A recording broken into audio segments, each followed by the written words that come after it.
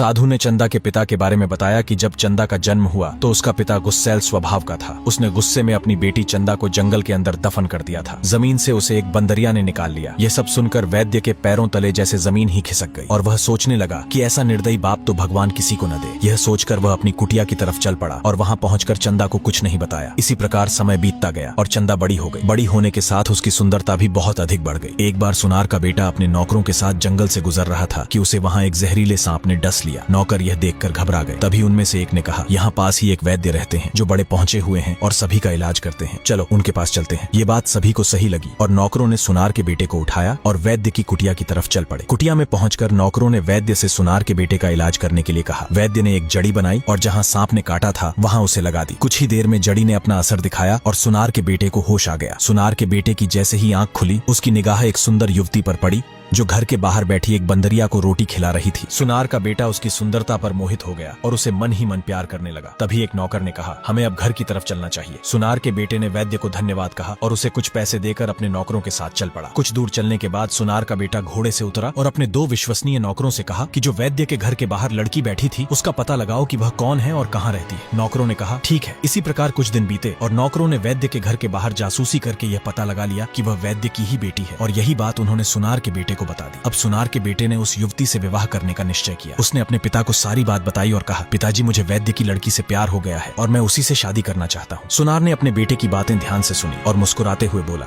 ठीक है, मैं आज ही वैद्य को तुम्हारी शादी का प्रस्ताव भेजूंगा। यह कहकर सुनार अपने कमरे में चला गया। वहां उसने अपने कुछ भरोसेमंद नौकरों को बुलाया और उनसे कहा कि वे उसके बेटे के लिए रिश्ता तय करने की बात करके आए। नौकर वैद्य की कुटिया की ओर रवाना हो गए। उस समय वैद्य कुटिया के बाहर बैठा कुछ जड़ी बूटियां साफ कर रहा था और चंदा पास ही बैठी बंदरिया को दाना खिला रही थी। नौकरों ने आदर से प्रणाम किया और धीरे धीरे अपनी बात रखी। वैद्य जी, हमारे मालिक सुनार साहब अपने बेटे का विवाह आपकी बेटी चंदा से करना चाहते हैं। यह बात सुनकर वैद्य के तो पैरों तले जमीन ही खिसक गई। उसका चेहरा एकदम पीला पड़ गया क्योंकि उसे साधु के जरिए यह बात पहले ही पता चल चुकी थी कि सुनार का बेटा वास्तव में चंदा का सगा भाई है और एक भाई और बहन का विवाह तो कभी हो ही नहीं सकता। यह सोचकर वह कुछ देर खामोश बैठा रहा। फिर उसने गहरी सांस ली और रिश्ता मांगने आए नौकरों से शांत स्वर में कहा, देखो बेटा, तुम्हारे सुनार साहब कहाँ और हम कहाँ। हम तो गरीब लोग हैं, हमारा और सुनार साहब का कोई मेल नहीं हो सकता। और फिर क्या हुआ, कहानी का अगला भाग जानने के लिए चैनल को सब्सक्राइब करके कमेंट में नेक्स्ट पार्ट जरूर लिखें।